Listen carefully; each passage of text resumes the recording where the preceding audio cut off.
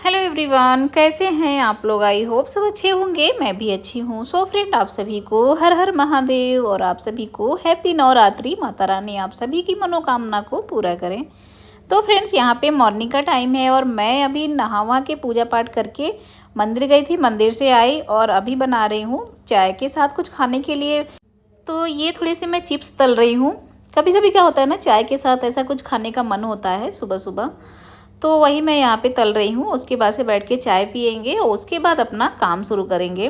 और बच्चे भी आज घर पे हैं, छुट्टियाँ चल रही हैं इस समय, तो घर पे ही हैं बच्चे। तो बच्चे तो खा लिए हैं, उनको सुबह मैंने नाश्ता करा दिया था। तो अभी मैं अपने लिए बना रही हूँ, फिर बच्चे भी खा लेंगे। और इसके बाद से फिर मुझे दोपहर के लंच की भी तैयारी करनी है, प्लस साथ में मेरा सिलाई का भी काम चलता रहेगा। अभी तो मैं जाऊँगी, अभी एक ब्लाउज में कटिंग करके रखी हूँ, उसको सिलूँगी।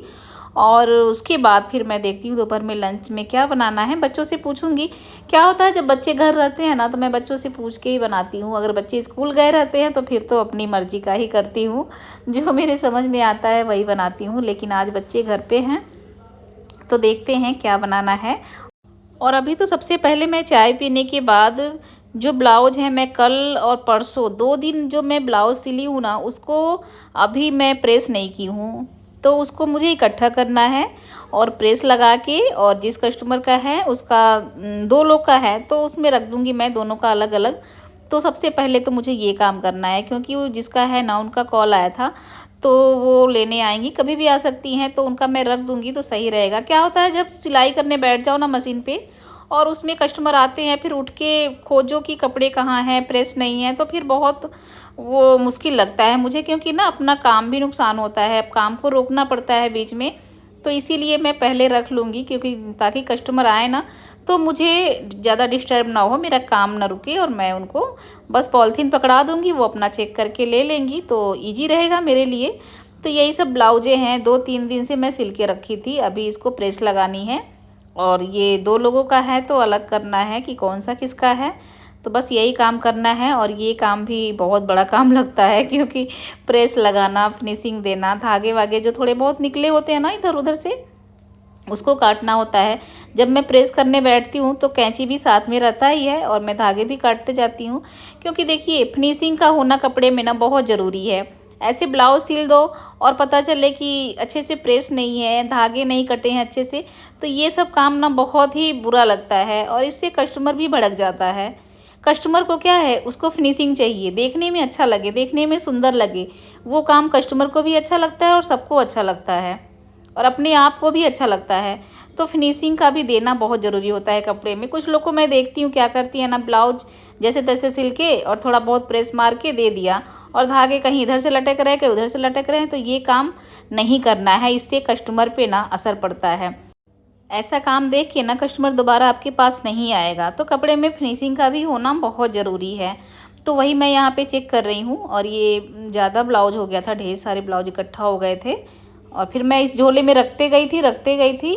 और उसके बाद से अब इसकी बारी आई है, मैं इसको निकाल के प्रेस मार के और जिसका जिसका है सब अलग कर दूं। और इसके बाद अभी मैं जो रात में कटिंग की थी ना, 2-3 ब्लाउज में रात में कटिंग करके रखी थी, जिसे मुझे आज बनाना है, और 2 सूट भी कटिंग की थी। तो पहले सोच रही हूँ ब्लाउज बना लूँ और उसके बाद से बनाऊँगी सूट। तो जो ब्लाउज मुझे बनाना है वो कॉटन का ब्लाउज है, और वो भी शाम को आएंगी शायद कस्टमर लेने, क्योंकि आज ही का डेट उन्होंने दिया था। तो सबसे पहले तो वो मैं ब्लाउज बनाऊंगी। और ये जो साड़ी है ना, इसमें भी फॉल पिको करना है। ये तो रह ही गया था, ये जब मैं झोले में से भी कपड़ा निकाल रही थी तब मुझे दिखा। कभी कभी क्या होता है ना कि भूल जाओ, दिमाग से निकल जाता है कि क्या क्या है, किस कस्टमर का है। मुझे लगा था ना कि ये दूसरे का है। अभी ये ब्लाउज भी रह गया है, ये ब्लाउज भी बनानी है। खैर कोई बात नहीं, ये बता रही थी करवा में पहनना है, तो अभी तो टाइम है, सिल जाएगा। और ये वर्क वाला ब्लाउज है, काफ़ी प्यारा है ये साड़ी, कलर भी अच्छा है। तो ये ब्लाउज और अभी एक साड़ी तैयार करना रह गया है, बाकी इतना हो गया है। अगर मैं ये झोले को नहीं खोलती ना, कपड़े नहीं निकालती, तो वो नीचे दबा का दबा रह जाता। तो देखिए कभी कभी क्या होता है ना, काम का लोड इतना होता है कि दिमाग से निकल जाता है। कुछ काम ऐसे होते हैं ना जो भूल जाते हैं। तो वो ब्लाउज वाला काम तो हो गया, मैंने सब पे प्रेस लगा के रख दिया है, और अब आ गई हूँ ये ब्लाउज बनाने। इसकी कटिंग मैं रात में कर दी थी, और ये कॉटन का ब्लाउज है, इसे शाम को इसे भी देना है। अभी मैंने डायरी जब खोल के देखा ना, तो उसमें डेट लिखी थी, आज की ही डेट है।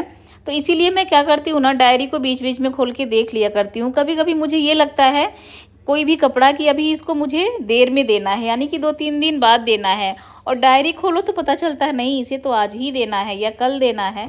तो इसमें क्या होती है ना, एकदम घबराहट सी होने लगती है, फिर वही जल्दी जल्दी करो। और अभी कुछ देर पहले मेरे पास एक कस्टमर आई थी, वो 15 ब्लाउज मुझे दे के गई हैं, 15 ब्लाउज। और इतना काम पहले से ही है मेरे पास, प्लस आज इतना सारा काम आ गया। और अभी करवा चौथ में टाइम है, अभी रोज़ कुछ ना कुछ ऑर्डर आने ही हैं। और मेरा ऐसा है ना कि जैसे मान लीजिए मैंने ऑर्डर ले लिया पहले से, और जो मेरे कॉलोनी के हैं इन लोग की क्या आदत है ना कि 1 दिन 2 दिन जब करवा रह जाता है तब ये लोग आती हैं ब्लाउज लेके।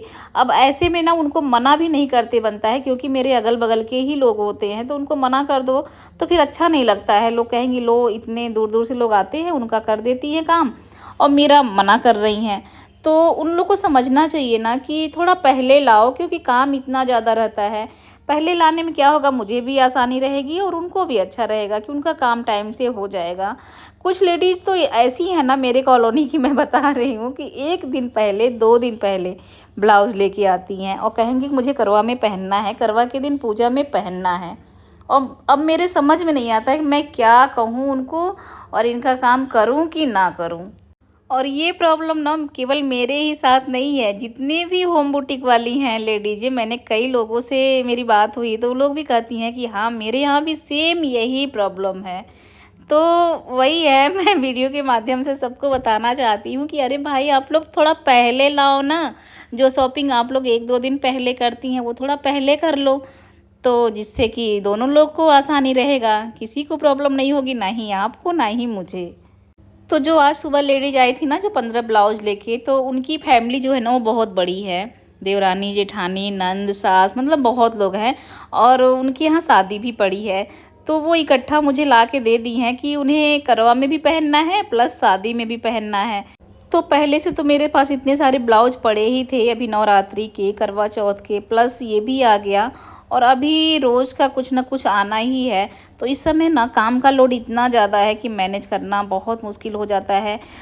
मुश्किल क्या, वही है कि सुबह में जल्दी उठ के सारा काम करके फिर लगना पड़ता है, फिर रात में थोड़ा देर तक काम करना पड़ता है, ऐसे ही मैनेज होता है और हो भी जाता है। कोई ज़्यादा टेंशन लेने की बात नहीं है, करना मुझे ही है। हाँ थोड़ा सा काम को ना अपने फास्ट करना पड़ता है, थोड़ा इधर उधर टाइम कम देना पड़ता है और मेन फोकस अपना सिलाई पे ही करना पड़ता है। बस ये करवा चौथ तक भीड़ थोड़ी ज़्यादा है, उसके बाद तो शादी सीजन आ जाएगा, फिर इतना नहीं रहेगा। इसमें क्या है ना, करवा चौथ है प्लस शादी भी है, तो दोनों कपड़े इस समय आ रहे हैं। और इधर नवरात्रि के तो खैर जैसे तैसे हो गया, तो यही है चलता रहेगा अपना। प्लस इसी में बच्चों का पेपर चल रहा था, बच्चों को भी देखना, घर के सारे काम, फिर इधर कपड़े, और इधर अभी दिवाली आ जाएगी, दिवाली में इतना सारा घर में काम।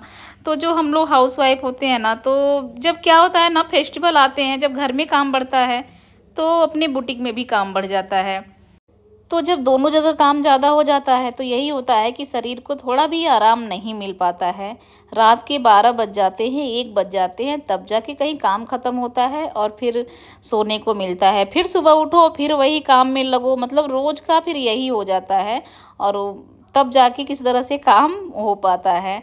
तो बस मैं यही मना रही हूँ कि अच्छे से ये करवा चौथ बीत जाए और काम सबका टाइम से हो जाए। और अभी मुझे अपना भी ब्लाउज सिलना है, लेकिन पता नहीं क्यों मुझे अंदर से लग रहा है ना, ऐसा डर सा लग रहा है कि मैं अपना सिल पाऊँगी कि नहीं सिल पाऊँगी। क्योंकि कई बार ऐसा होता है कि मैं यही कोशिश करती हूँ कि हाँ सिल लूँगी, आज सिलूँगी, कल सिलूँगी, करते करते बस करवा चौथ आ जाता है और मेरी ब्लाउज नहीं सिल पाता है और मुझे दूसरा ब्लाउज पहनना पड़ता है। और जब मैं साड़ी पे दूसरा ब्लाउज पहनती हूँ ना, तो मेरी बेटी बहुत गुस्सा होती है। वो कहती है हाँ मम्मी ठीक है, इतने लोग के ब्लाउज सिल गए लेकिन एक अपना ब्लाउज आप नहीं सिल पाई। तो पिछले साल ना मेरी बेटी जिद करके मुझसे ब्लाउज मेरा बनवाई थी, कही थी नहीं आप अपना बनाओ पहले। तो मैं फिर अपना बना ली थी, और उसका ना जिद करना भी अच्छा रहा, क्योंकि जिद की तो मेरा बन भी गया। अगर वो नहीं करती ना तो मेरा नहीं बन पाता।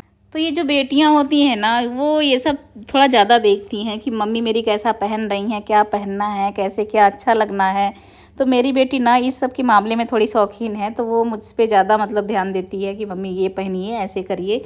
तो इसीलिए मैं ब्लाउज बना भी ली, और इस बार भी वो कह रही है 2-3 दिन पहले से ही कह रही है मम्मी अपना भी बना लीजिए, मम्मी अपना भी बना लीजिए। तो मैं कहती हूँ ना उससे कि हाँ अभी तो टाइम है, मैं बना लूँगी। लेकिन मुझे अंदर अंदर कहीं ना कहीं डर लग रहा है कि बन पाएगा कि नहीं बन पाएगा। वैसे कोशिश तो मैं पूरा करूँगी कि मैं बना लूँ, क्योंकि जब मैचिंग का पहनो ना, यानी कि सेट पहनो साड़ी का, तो अच्छा लगता है। ऐसे तो काम चलाने के लिए कुछ भी पहन लो, लेकिन वो अच्छा नहीं लगता है। तो यहाँ पे जो ब्लाउज़ बना रही हूँ ना, ये है बेल्ट वाली ब्लाउज़। और अभी थोड़ी मशीन में भी मेरी कुछ प्रॉब्लम आ गई थी। क्या होता है ये मशीन भी बीच बीच में ना थोड़ा सा कभी कभी नाटक करने लगता है, कभी धागा फंसने लगेगा, कभी कुछ, तो खोल के थोड़ा सा इसकी साफ़ सफाई करनी पड़ती है। तो अभी तो ये ब्लाउज़ मेरा कंप्लीट हो गया होता, लेकिन मेरी मशीन थोड़ा सा आवाज़ कर रही थी। जैसे धागा फंस जाता है ना तो आवाज़ करने लगती है। तो फिर मैं इसको खोली हूँ, खोल के थोड़ी साफ़ सफाई की हूँ, तो उसमें थोड़ा टाइम लग गया है। अब जाके ये सही चल रहा है, नहीं तो ये ब्लाउज़ मेरा हो गया होता कंप्लीट।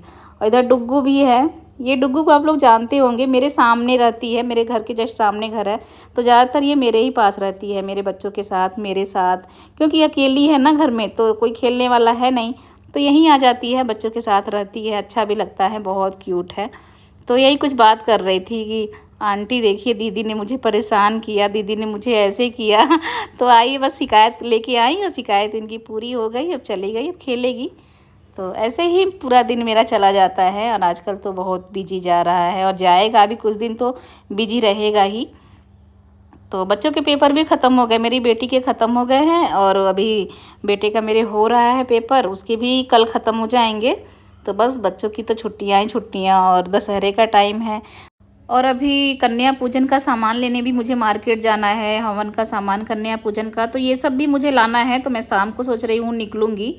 साथ में ये सब भी देखना होता है, घर के कामों के साथ साथ, बुटीक के साथ साथ और भी तो काम होते हैं ना, सब देखना पड़ता है, मैनेज करना पड़ता है।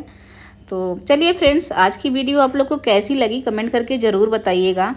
अगर वीडियो अच्छी लगी हो तो एक लाइक कर देना, चैनल पे पहली बार आए हैं तो सब्सक्राइब करके जाइएगा, और नेक्स्ट वीडियो कैसा देखना है कमेंट करके ज़रूर बताइएगा।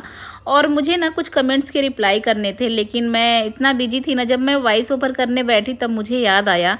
तो फिर मैं सोची चलो कोई बात नहीं, मैं नेक्स्ट वीडियो में ज़रूर करूँगी रिप्लाई, और कोशिश करूँगी कि आज ही मैं कर दूँ, लेकिन आज अगर नहीं हो पाएगा तो कल पक्का मैं करूँगी।